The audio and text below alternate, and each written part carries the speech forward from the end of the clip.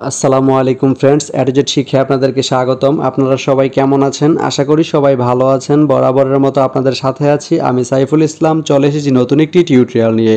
So আজকের টিউটোরিয়ালটি কোন বিষয়ের উপর হতে চলেছে সেটা নিশ্চয়ই আপনারা টাইটেল এবং থাম্বনেল দেখে অলরেডি বুঝে গেছেন।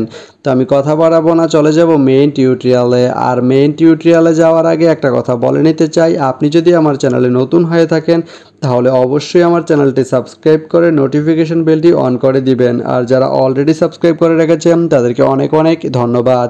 যারা আমার এই ভিডিওটি ফেসবুক থেকে দেখছেন তারা আমার পেজটি ফলো করে সাথেই থাকবেন। তো চলুন চলে যাই মেইন টিউটোরিয়ালে।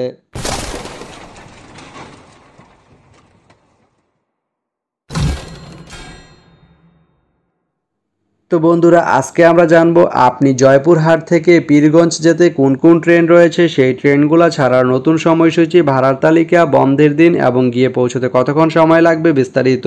তো আমি যদি প্রথমে আপনাদেরকে ভাড়ার তালিকাটা দেখিয়ে দিই, আপনি জয়পুরহাট থেকে পীরগঞ্জ যেতে এস চেয়ার বা শুভন চেয়ার যে সিট, এর মূল্য পড়বে 160 টাকা। এখন আমি যদি আপনাদেরকে ট্রেনের সময়সূচিগুলো বলে দিই, আপনি জয়পুরহাট থেকে পীরগঞ্জ যেতে পীরগঞ্জ যেতে প্রথমেই যে ট্রেনটি রয়েছে সেটি হচ্ছে বাংলাবান্ধা ট্রেনটি জয়পুরহাট থেকে ছাড়বে রাত 12টা 9 মিনিটে এবং এটি পীরগঞ্জ গিয়ে পৌঁছবে রাত 3টা 12 মিনিটে। শুক্রবারের দিন এই ট্রেনটি বন্ধ থাকে। এরপরে রয়েছে দ্রুতযান ট্রেনটি জয়পুরহাট থেকে ছাড়বে রাত 2টা 9 মিনিটে এবং এটি পীরগঞ্জ গিয়ে পৌঁছবে ভোর 5টা 11 মিনিটে। এই ট্রেনটির কোনো অফ ডে নেই।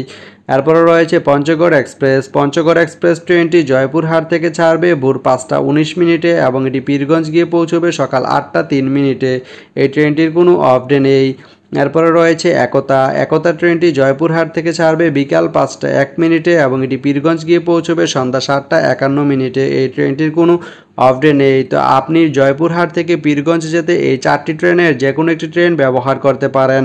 তো ভিডিওটি কেমন লাগলো অবশ্যই কমেন্ট করে জানাবেন। আর ভিডিওটি যদি ভালো লেগে থাকে বা আপনার কোনো উপকারে এসে থাকে তাহলে ভিডিওতে একটা লাইক করে দিবেন, কারণ আপনার একটা লাইক আমাকে অনেক ইন্সপায়ার করে নতুন নতুন আরও ভিডিও বানাতে। তো ধন্যবাদ সবাইকে ভিডিওটি এতক্ষণ ধৈর্য ধরে দেখার জন্য। ভালো থাকবেন, সুস্থ থাকবেন, অ্যাডজেট শিক্ষার সঙ্গেই থাকবেন।